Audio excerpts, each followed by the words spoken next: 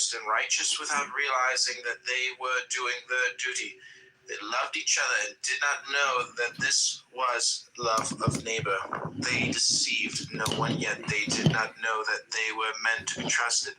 They were reliable and did not know that this was good faith. They lived freely together, giving and taking, and did not know that they were generous. For this reason, their deeds have not been narrated. They made no history. When a hideous man becomes a father, and a son is born to him in the middle of the night, he trembles and lights a lamp and runs to look in anguish on that child's face to see whom he resembles. The 5 enemies. With wood from a 100-year-old tree, they make sacrificial vessels covered with green and yellow designs. The wood that was cut away lies unused in the ditch. If we compare the sacrificial vessel with the wood in the ditch, we find them to differ in appearance. One is more beautiful than the other, yet they are equal in this. Both have lost their original nature. So if you compare the robber and the respectable citizen, you... Brandon, is that the Brandon that I used to talk to on here? Consciousness, merit, soul. Yeah, context. Yeah, I remember you. I hope you're enjoying your meditation. Find that one is indeed more respectable than the other. Yet they agree in this: they have both lost the original simplicity of man. How did they lose it? Here are the 5 ways. Love of colors bewilders the eye, and it fails to see right.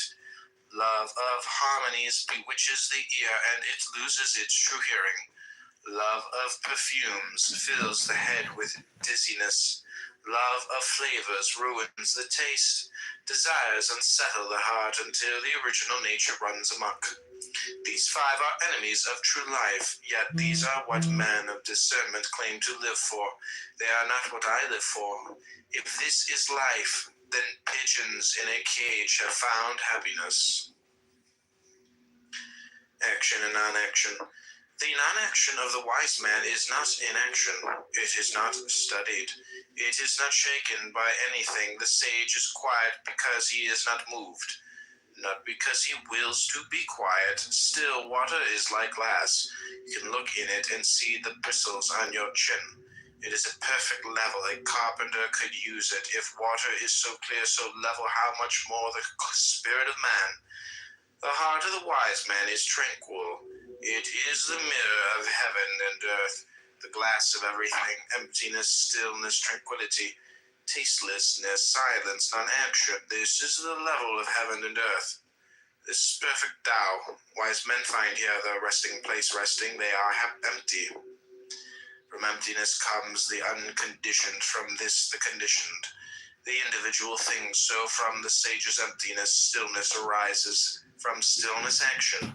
From action, attainment. You know what I just realized? I know this is a non sequitur, but the reason why they did all the vaccine cards on just pieces of paper is because a lot of the elites, like Bill and Melinda Gates and their daughters, who were pushing all the vaccines on us, if you actually had to sign, and like if you were to forge your vaccine cards, and you were promoting it, like that would be grounds for being arrested and tried for, or being sued, I suppose.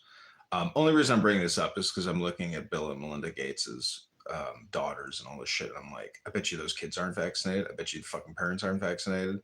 And, show me your papers, essentially. Put it in a database. From their stillness comes their non-action, which is also action, and is therefore their attainment. For stillness is joy. Joy is free from care, fruitful in long years. Joy does all things without concern. For emptiness, stillness, tranquility, tastelessness, silence, and non-action are the root of all things.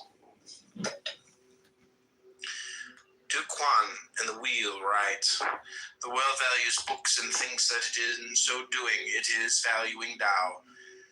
But books contain words only, and yet there is something else which gives value to the books, not the words only, nor the thought in the words, but something else within the thought, swinging it in a certain direction that words cannot comprehend.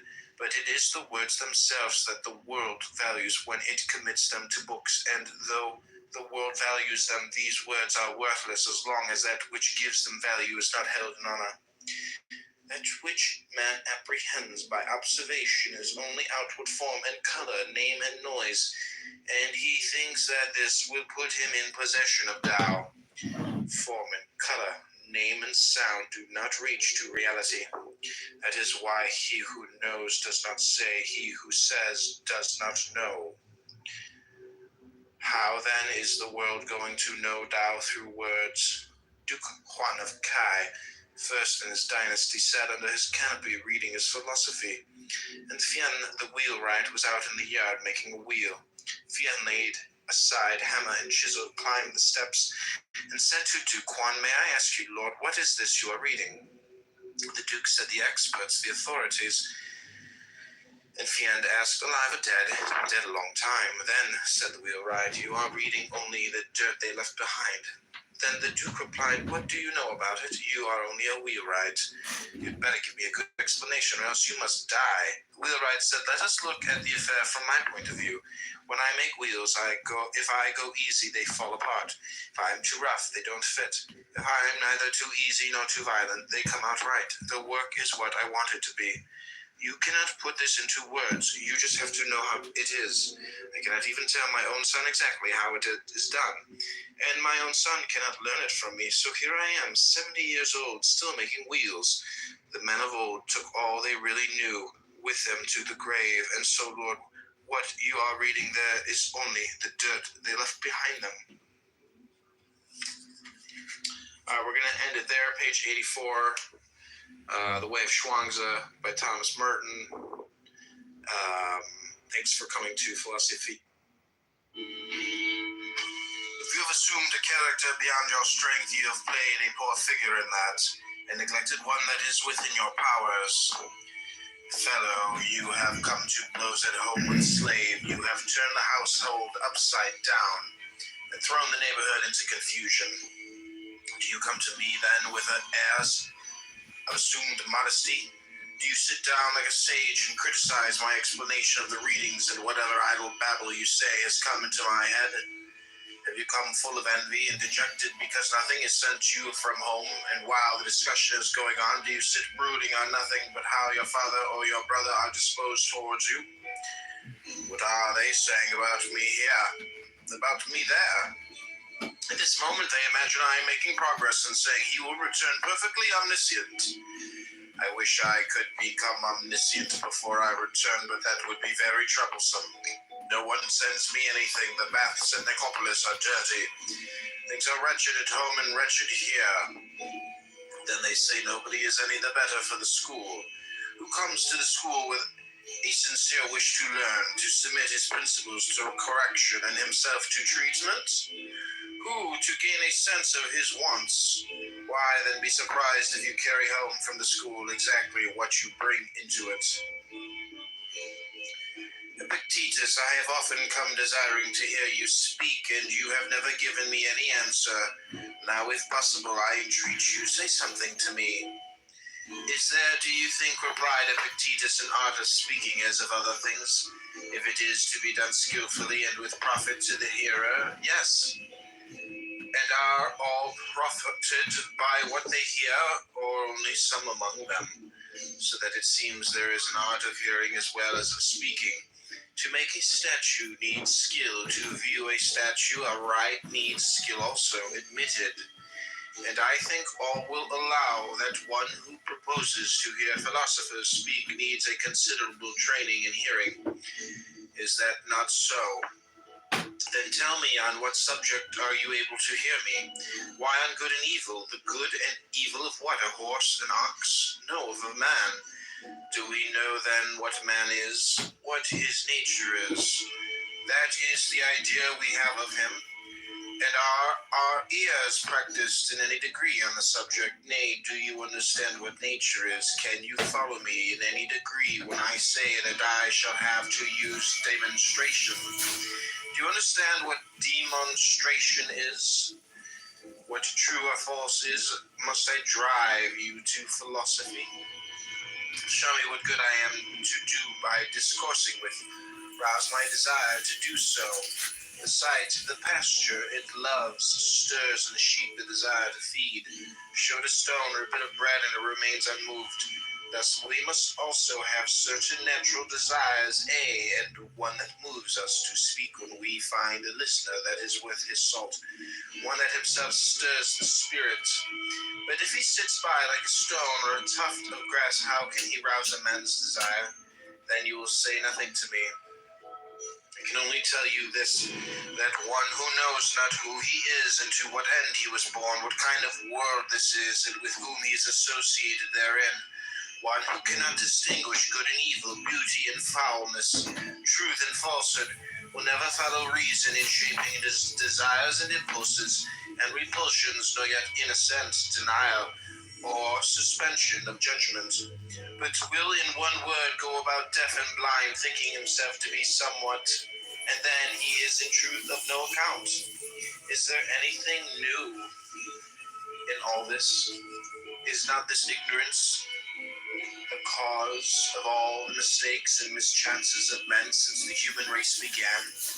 This is all I have to say to you, and even this against the grain. Why? Because you have not stirred my spirit, for what can I see in you to stir me? As a spirited horse will stir a judge of horses? Your body that you maltreat, your dress that is luxurious, your behavior, your look, nothing whatever. When you want to hear a philosopher, do not say you say nothing to me, only show yourself worthy or fit to hear, and then you will see how you will move the speaker. For now, when you see brothers apparently good friends and living in accord, do not immediately pronounce anything upon their friendship, though they should affirm it with an oath, though they should declare for us to live apart is a thing impossible. For the heart of a bad man is faithless, unprincipled, inconstant. Now overpowered by one impression, now by another, ask not the usual questions. Were they born of the same parents, reared together and under the same tutor? But ask this only, in what they place their real interest, whether in outward things or in the will. If in outward things, call them not friends, any more than faithful, constant, brave, or free.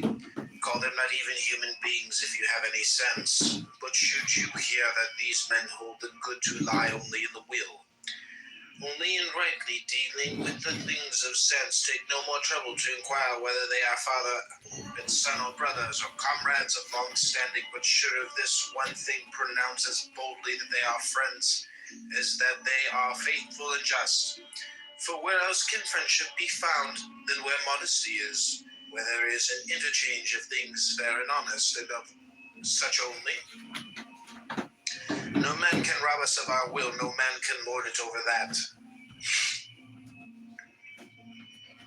When disease and death overtake me, I would fain be found engaged in the task of liberating mine own will from the assaults of passion, from hindrance, from resentment, from slavery. Thus would I fain be found employed, so that I may say to God, have I in aught transgressed thy commands? Have I in aught perverted the faculties, the senses, the natural principles that thou didst give me? Have I ever blamed thee or found fault with thine administration? When it was thy good pleasure, I fell sick, and so did other men, but my will consented. Because it was thy pleasure, I became poor, but my heart rejoiced. No power in the state was mine, because thou wouldst not such power I never desired. Hast thou ever seen me of more doleful countenance? On that account have I not ever drawn nigh unto thee with cherished, cheerful look, waiting upon thy commands, attentive to thy signals. Wilt thou that I now depart from the great assembly of men? I go, I give thee all thanks that thou hast deemed me worthy to take part with thee in this assembly, to behold thy works, to comprehend this thine administration. Such I would were the subject of my thoughts, my pen, my study, when death overtakes me. Seemeth it nothing to you, never to accuse, never to blame either good or man, to wherever the same countenance in going forth as in coming in? This was the secret of Socrates, yet he never said that he knew or taught anything. Who amongst you makes this his aim? Were it indeed so, you would gladly endure sickness, hunger, aye, death itself. How are we constituted by nature to be free, to be noble, to be modest? For what other living thing is capable of blushing or of feeling the impression of shame, and to subordinate pleasure to the ends for which nature designed us, as a handmaid and a minister, in order to call forth our activity, in order to keep us constant to the path prescribed by nature? A husband deals with land, physicians and trainers with the body, the wise man with his own mind. Which of us does not admire what Lycurgus the Spartan did? The young citizen had put out his eye and been handed over to him by the people to be punished at his own discretion. Lycurgus abstained from all vengeance, but on the contrary instructed him and made a good man of him, producing him in the public in the theatre. He said to the astonished Spartans, I received this young man at your hands full of violence and wanton insolence. I restore him to you in his right mind and fit to serve his country. A money changer may not reject Caesar's coin, nor may the seller of herbs, but must, when once the coin is shown, deliver what is sold for it, whether he will or no. So is it also with the soul. Once the good appears, it attracts towards itself, evil repels. But a clear and certain impression of the good the soul will never reject any more than men do Caesar's coin, and this hangs every impulse alike of man and God. As what common sense, as Epictetus replied, as that may be called a common ear which distinguishes only sounds, while that which distinguishes musical notes is not common, but produced by training. So there are certain things which men not entirely perverted see by the natural principle common to all. Such a constitution of the mind is called common sense. Canst thou judge men? Then make us imitators of thyself, as Socrates did. Do this, do not do that, else will I cast thee into prison. This is not governing men like reasonable creatures. Say rather, as God hath ordained, so do, else thou wilt suffer chastisement and loss. Askest thou what loss? None other than this: to have left undone what thou shouldst have done, to have lost the faithfulness, the reverence, the modesty that is in thee. Greater loss than this seek not to find. His son is dead. What has happened? His son is dead. Nothing more, nothing. His ship is lost. What has happened? His ship is lost. He has been haled to prison. What has happened? He has been haled to prison. But that any of these things are misfortunes to him. He's an addition with every one makes of his own. But you say God is unjust in this way. Why? For having given thee endurance and greatness of soul, for having made such things to be no evils, for placing happiness within thy reach even when enduring them, for opening unto thee a door when things make not for thy good. Depart, my friend, and find no fault. You are sailing to Rome, and you tell me to obtain the post of governor of Gnosus. You are not content to stay at home with the honors you had before. You want something on a larger scale, more conspicuous. But when did you ever undertake a voyage for the purpose of reviewing your own principles and getting rid of any of them that proved unsound? Whom did you ever visit for that object? What time did you ever set yourself for that? What age run over the times of your life by yourself, if you are ashamed before me? Did you examine your principles when a boy? Did you not do everything just as you do now? When you were a stripling, attending the school of oratory and practicing the art yourself, what did you ever imagine you lacked? And when you were a young man, entered upon public life, and were pleading causes and making a name, who any longer seemed equal to you? At what moment would you have endured another examining your principles and proving that they were unsound? What then am I to say to you? Help me in this matter. You cry, for that I have no rule, and neither did you, if that was your object. Come to me as a philosopher, but as you might have gone to an herb saddler or a cobbler. What do philosophers have rules for then? Why, that whatever may betide, our ruling faculty may be as nature would have it, and so remain. Think you this a small matter? Not so, but the greatest thing there is. Well, does it need but a short time? Can it be grasped by a passer-by? Grasp it if you can. Then you will say, yes, I met Epictetus. Just as you might a statue or a monument, you